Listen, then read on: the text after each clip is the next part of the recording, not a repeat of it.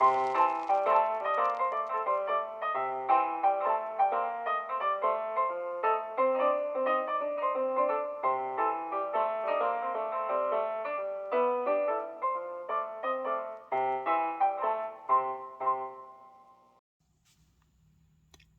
everyone, it's Vintage Vinny and welcome to another antique store haul. Everything I'm going to be sharing with you today came from Cannon Hill Antiques in Frederick, Maryland. Yes, that is another place that I will do a shop with me video so you guys can kind of get an idea of where I am finding all of my cool stuff. Spent about $120 at this place this time, but I got some really good things. A few things I'm going to be keeping, but most of the other things are going to be for sale. So without further ado, let's go ahead and get started. I did find a brand new set of pillowcases from 1954 in their original box, which is amazing. And I got these actually 50% off of the asking price, so that was a very good find.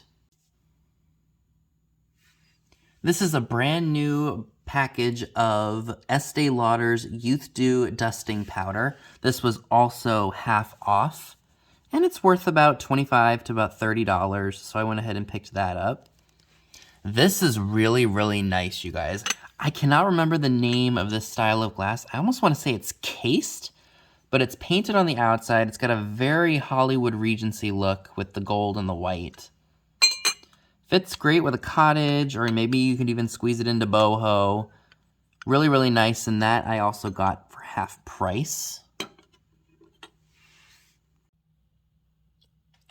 Alrighty, I got some more fun little items for you. These are old shoe clips. The bows are kind of like a vinyl-y material, and is that focused? No, it was not. I apologize. These are kind of like a vinyl material, so those are really cute. And then we've got these gold ones that almost look like a walnut, maybe? But I think somebody might really like those, so I'm going to be offering those at my sale this upcoming Saturday. This is really cool. This looks like a business card holder. Maybe there would have been a piece of glass or a couple pieces of glass in there, and then you put the cards in there. It's sat on a desk probably. This is really cool. This is an advertising mirror. It says Gear Ease for Motor Cars and Trucks, the Swan and Finch Company in New York. It is cracked on the back, but that doesn't bother me. That is a junk jar item. So I don't care if some of the things like that have damage, because this is something that needed to be rescued, and I love that green. I did get 2 matches, one for Vicks. It's actually a Vicks inhaler. Some of the matches have been used, but that's okay. Again, junk jar items. Always rescue things that somebody else may wind up throwing away because it looks like some were missing. And then I got this one for, it looks like a framing or an enlargement, photo enlarging, and I can't talk, photo enlargement company for Hollywood Film Studios. So I thought that was really neat. And then I found this really interesting charm bracelet here. I pick up jewelry that is unique and different, and this one just spoke to me. We've got a gentleman that looks like he's skiing, and then we've got, I apologize if I'm showing this very awkwardly, and then we've got like this little coastal scene. So I thought that that was really, really neat. Alrighty, moving right along. I found this really awesome peacock wall pocket. It is marked USA on the back, and I'm loving that shade of blue. So I had to pick that up. I also found a really large glass pedestal. I have a couple of the small ones, but I don't have one this large, so I was happy to find that. Now this little fairy here, I'm not exactly sure if it's old or if it's new. I really just don't know. It's made of terracotta, the same as those planters or those pots that you get at the hardware stores. But I thought she was different, and maybe I can offer her up because she kind of is pixie-esque. So I went ahead and picked her up.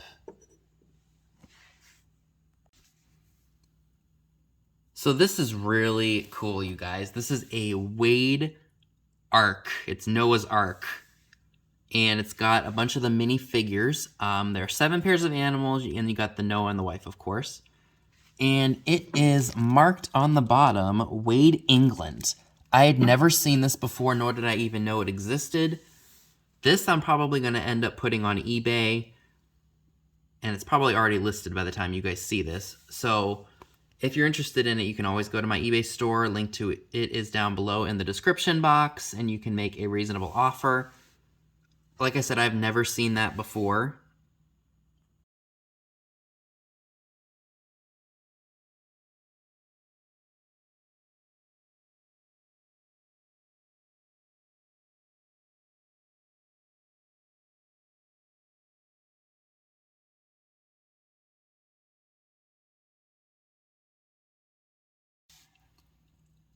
Alrighty, so we are now looking at a few of my favorite pieces from this trip to Cannon Hill. I have one other piece and then some other stuff that I bought at a thrift shop down in Frederick. So let's go ahead and check this stuff out first. This is a Freeman McFarlane alligator dresser caddy. I think I had one of these a while ago and I accidentally broke it, but I'm happy to have a replacement. It's in really good condition. Unfortunately, it's got a little bit of chippy doodles right here, but you know, with something as old as this, it's it's in good shape, despite the little paint chips. This is something that is really unique, and I'm hoping Scott's not mad at me for it. This is an old 1920s, 1930s figural clothes brush. I think it's either clothes brush or a crumb sweeper. I'm not exactly sure, but look at that. And what's really cool about it is it has the original box. And let me show it to you all. I'll lay her down inside of here so I don't drop her on this concrete floor. But look what it says. It says, the soft pink. How stinking cool is that? I love this. And the other thing I'd like to share with you all is this. This is a piece of ephemera. I believe it's a Victorian trading card or like an advertising card. It's for tonic. The best tonic, a concentrated liquid extract of malt and hops. Here's the back. Look at those letters. Look at the font of those letters. Isn't that just amazing? I could not leave this behind.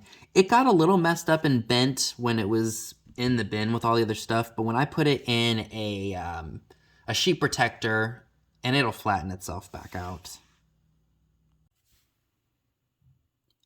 And the last item that I got at Cannon Hill, which are probably my favorite, are these amazing Sphinx bookends. These are from the 1920s, made by Esco Products.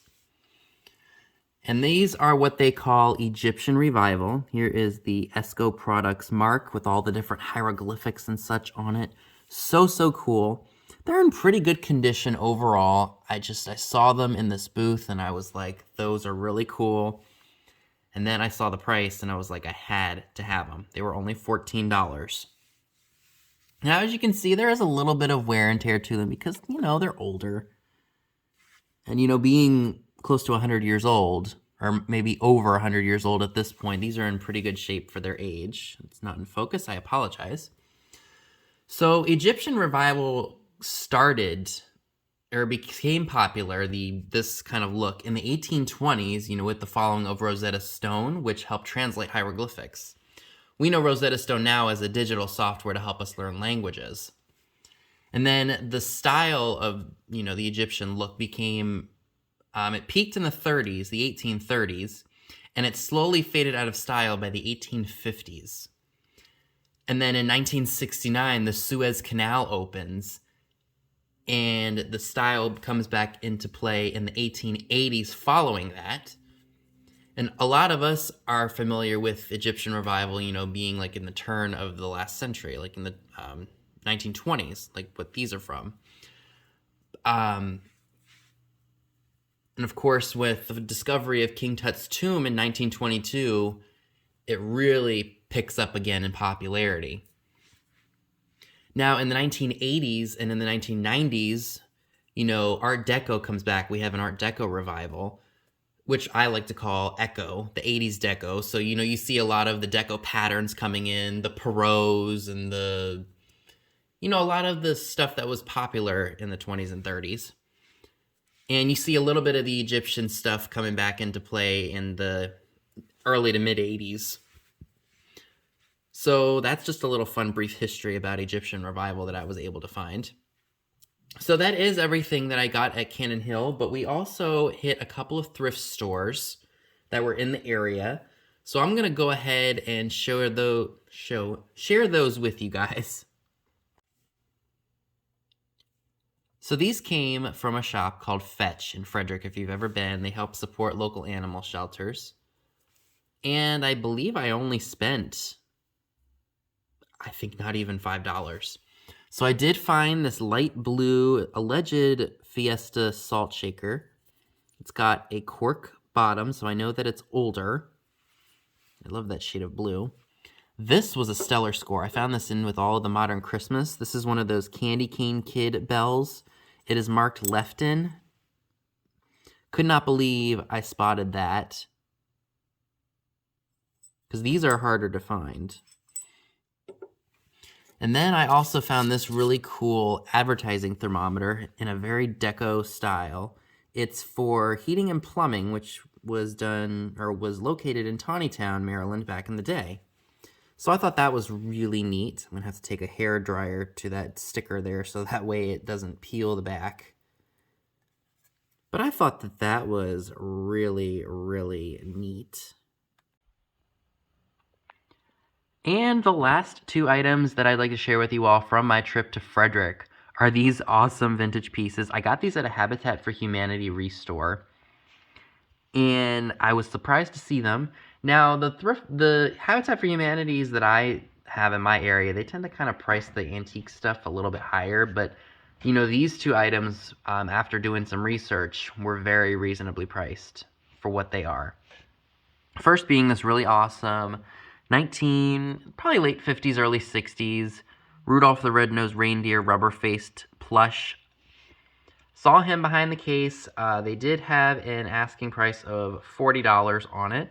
So, of course, when I see a higher-priced item like that, I do like to do my research to make sure that either it's a good price or if I really just want to pay exactly what it's worth and not have to worry about shipping, then, that's why it's good to look the stuff up.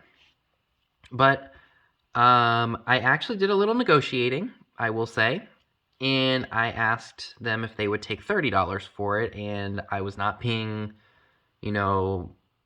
a lowballer. Of course, I was trying to negotiate reasonably. So they did take my offer of $30. This one right here, this piece is really cool. This is I think this is from the late 60s. It's a Dr. Dolittle lunchbox. It's got Rex Harrison on it. I think he was Doy, obviously, in the movie, if he's on the lunchbox. Made by Aladdin Industries. It is in really good condition. I mean, look at that. That is just amazing. This I did get for, I think they had 35 on it, and I offered them 25, and the manager there said, will you do 30? And I said, absolutely. So, could not resist that. I just thought it was really, really cool. So folks, that is everything that I would like to share with you all from my shopping trip in Frederick. Let me know down below in the comments section, what were your favorite items from this haul?